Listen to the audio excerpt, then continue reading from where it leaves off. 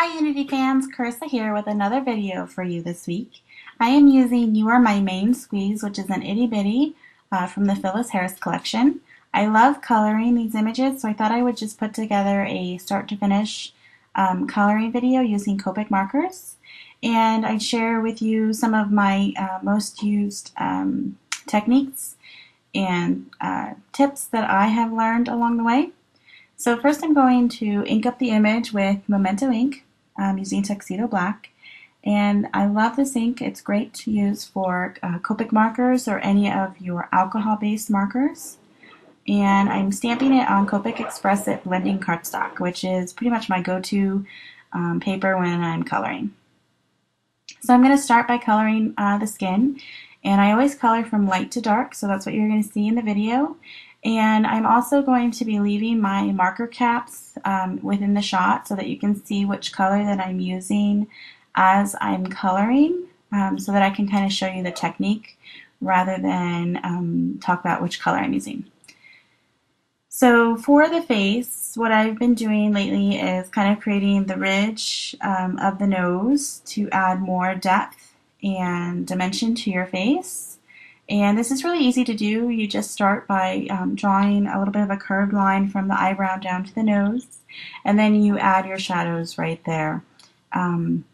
This really adds, makes it more three-dimensional on your face. So now I'm going to color her jeans, and these images are really great. You can see the folds that the artist kind of wanted to have there, and you just follow these with your markers and you're able to get those folds and bulges in the clothing. And you can see that I just kind of build more layers of my color, and then I blend them out. One thing that I do at the end is I blend it all together with my lightest color, and then I'm able to see where I want to add a little bit more depth, and I'll go in with my middle color and add some more shading there, and then it really makes the jeans pop.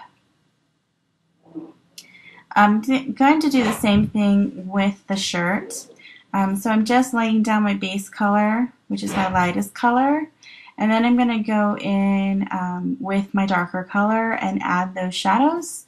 And you can kind of see there's a little fold there that started from the stamp, and I'm just following that with my darker color, and now I'm coming in with my lighter color and blending it all together. And again, I'll see where I want to add some more depth, and I'll go in with my darker color and just touch up those areas. Another great thing that I'm doing on the polka dots is I'm only using 2 colors, but I'm able to achieve a light, medium, and dark just by adding a little bit of a dark around the edges and blending it together with my lightest, but not fully blending it in so that I get that medium tone. And now I'm coloring her hair, and I like to color my hair shiny.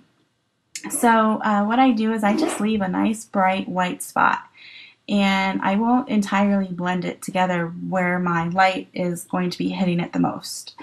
So you see that I'm blending it a little bit more, but I still leave a nice white spot there. And then I'll go in with my darkest color one more time and just darken up those shadows, and it gives me that nice shiny hair that I like to use on my images. So now I'm going to color her teddy bear, and I'm going to share a fun technique to add texture whenever you're coloring like something furry or fuzzy. And so I'm laying down a base color just like I normally would, but rather than blend it with strokes, I'm going to start adding some dots for the texture. And so I'm coming in with my medium tone and just adding some dots. And then I'm going to come in with my darker tone and add in some smaller dots, not as big, just where the shadows would be the deepest. And then I'm going to go ahead and blend like I normally would, but rather than using the strokes, I'm going to continue to blend with the dot technique so that I keep that texture while blending. This is a great technique to use whenever you're coloring animals or fur. Just using the dots creates that texture.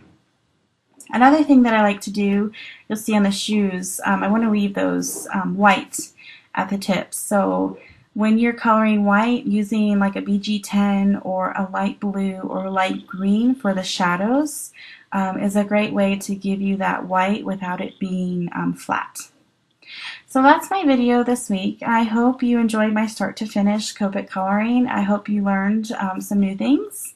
I like to share what I've learned, and so it's just always nice to get a new tip here and there.